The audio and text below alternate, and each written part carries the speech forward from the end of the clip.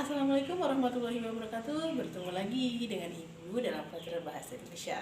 Hari ini kita lanjutkan materi sebelumnya ya, yang setelah kita pelajari minggu lalu, yaitu tentang teks prosedur.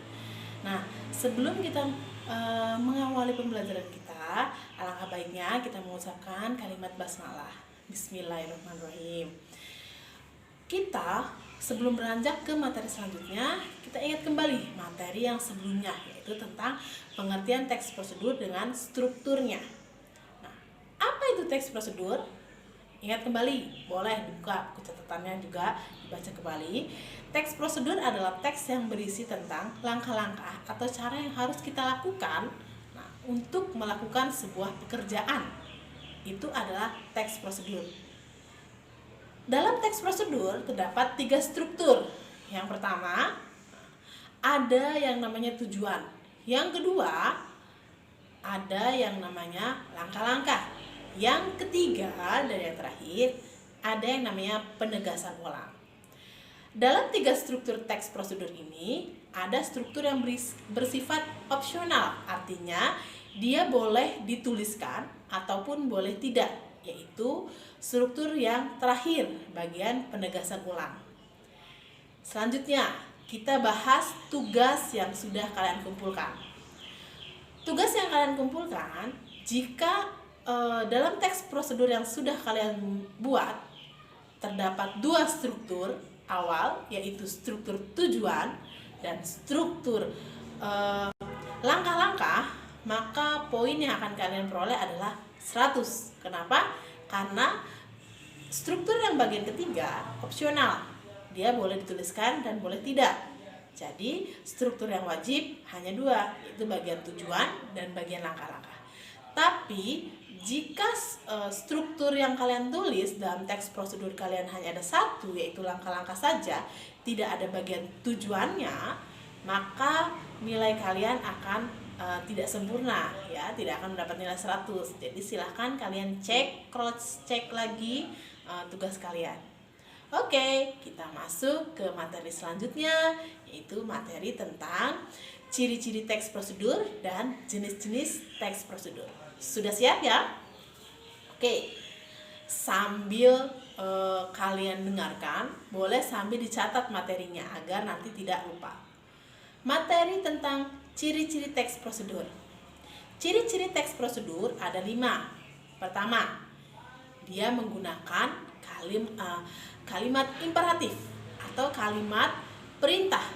Kalimat perintah ini biasanya kata kerjanya berakhiran i, lah, atau kan. Contohnya, lubangi, buatlah, diamkan. Nah, itu contoh kalimat kata kerja imperatif. Ciri yang kedua, menggunakan kata kerja aktif. Kata kerja aktif adalah kata kerja yang menggambarkan perbuatan aktif.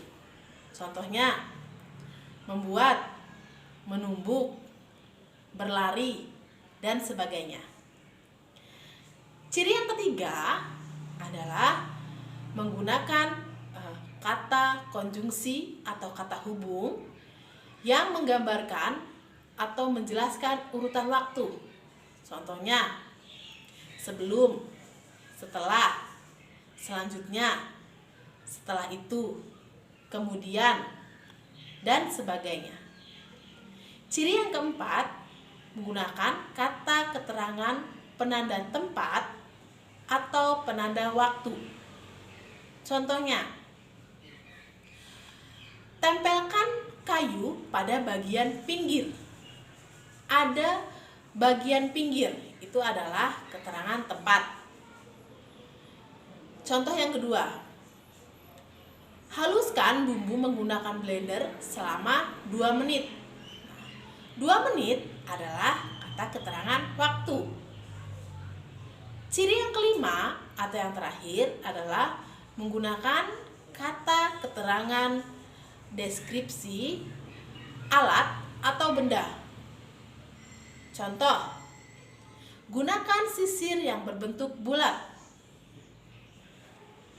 atau Masukkan air sebanyak 200 ml. Bentuk bulat dan keterangan 200 ml itu adalah menggambarkan alat atau benda. Nah, itu adalah kelima ciri dari teks prosedur. Sudah mengerti ya? Oke, kita lanjutkan ke materi yang selanjutnya. Oke, materi selanjutnya adalah tentang jenis-jenis teks prosedur. Jenis-jenis teks prosedur ada 3. Yang pertama adalah teks prosedur yang bertema kebiasaan hidup, yaitu teks prosedur yang berkaitan dengan sifat atau kebiasaan. Contohnya, tips belajar efektif, kiat hidup sehat, dan cara mengontrol emosi. Nah, itu teks prosedur yang pertama. Jenis teks prosedur yang kedua adalah teks yang bertema aktivitas tertentu, yaitu teks prosedur yang berisi tentang aktivitas tertentu dengan peraturannya. Contoh, cara bermain bola, cara membuat donat. Jenis teks prosedur yang ketiga adalah teks yang bertema penggunaan alat, yaitu teks prosedur yang berisi tentang suatu instruksi manual atau suatu kegiatan bagaimana sebuah hal itu terjadi. Contohnya, cara penggunaan mesin ATM, cara menghidupkan laptop. Nah, itu adalah 3 jenis teks prosedur. Oke, demikianlah materi kita untuk kali ini, yaitu tentang ciri-ciri teks prosedur dan jenis-jenis teks prosedur. Mudah ya? Nah, sudah mengerti kan?